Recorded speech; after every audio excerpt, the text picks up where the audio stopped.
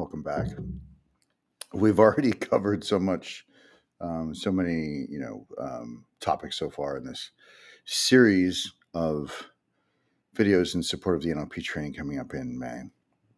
We've covered everything from ethics to health applications, to bypass, to grief resolution, so many things. And, I did a series of videos and in a t-shirt, and that indicates I was sharing some personal application to you. But I had a prospective student who signed up for the course, and along the way, she said, this will also help me read the audience, won't it? I said, oh, yeah, of course it will. And she inspired, and I told her, I said, well, this has inspired me to do a single video on all the professional communicator applications that they'll learn in the course. So first of all, I'm going to run through a bunch of things, a bunch of distinctions. I will give you, here's how this makes sense, or this is what this means, or here's how this applies as much as I can. But know that I'm trying to run through, 10 bullet points in about 10 minutes here. So some of it will sound like jargon. Some of it is sort of self-explanatory as you listen to it, though. So first of all, of course, it helps all professional communicators in every context, whether you're communicating with one person or whether that person that you're communicating with is yourself, or whether you're communicating to an audience of 100 or 1,000, or a small group of 10. And there's a few things here. First, framing, pre-framing, reframing, deframing, outframing. And these are all things maybe you've heard of. We'll talk about how to apply them and when. And as the saying goes, an ounce of pre-framing is worth a pound of reframing. Some people call safe porting, they think of that as pre-framing. Safe porting is a kind of pre-framing, but safe porting isn't all of pre-framing. So we'll go into framing.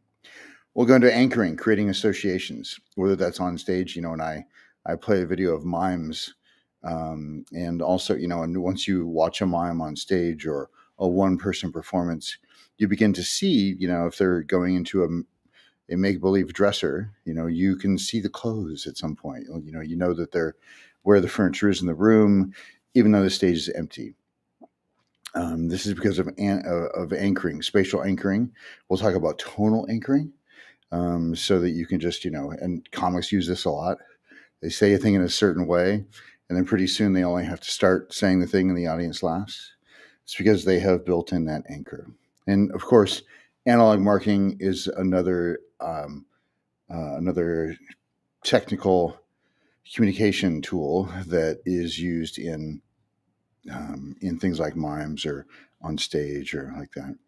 And of course, anybody's unconscious organization of time, and you can make sure that things are moving from left to right. And if you have an audience, you just flip that like I just did. That was my right to my left, but for you, it should have been your left to your right, from past, present, future, like that. So you learn all of these skills. And then also in terms of content, there's everything that's going on at the same time. There's content, structure, context, and process. Those four things are happening all the time, anytime something's occurring, where there's communication. And so we'll talk about the difference among those and which ones you can use to extrapolate out, for instance, structure, plug in different content to provide a more valuable presentation for people. You'll learn in doing so also how to sequence content. We'll cover learning types, what, why, how, and what if, how to cycle through those in a presentation or a sales process or in a teaching moment so that you keep the audience engaged, so that you're hitting all four types. And so it beautifully contextualizes and generalizes for them in their own mind. We'll talk about modal preferences, visual, auditory, and kinesthetic, and how to cycle through those as a presenter so that you can, speak very rapidly and quickly and crisply for visual learners and have diagrams, or how to very melodically and, rhythmically speak so that you're touching and building rapport with those people. And also, kinesthetic and something more resonant and maybe an exercise to get people in their bodies like that. And we'll cycle through all of these things so far, but also those three in general. We'll teach you about doing that. We'll talk about rapport at the level of values.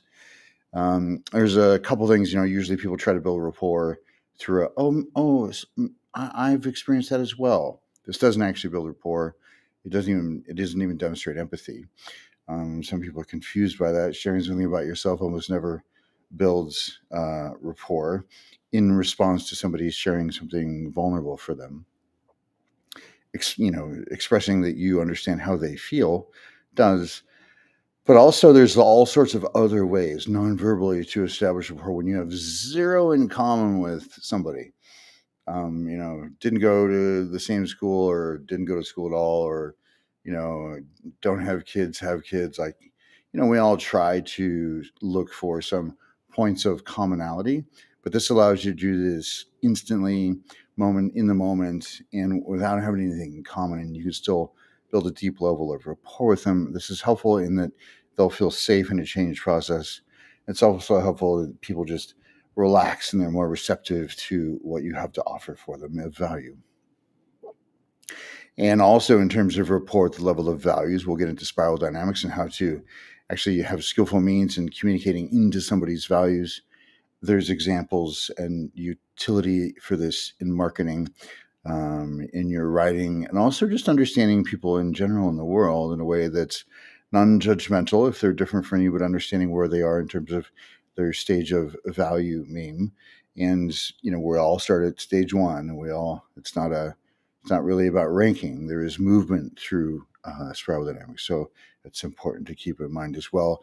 But you'll be able to have greater skillful means in communicating into that world so that you can then expand it, which really is the purpose of rapport should always be, you have to enter their world before you can expand it. And we want to create more freedom and choice for people always.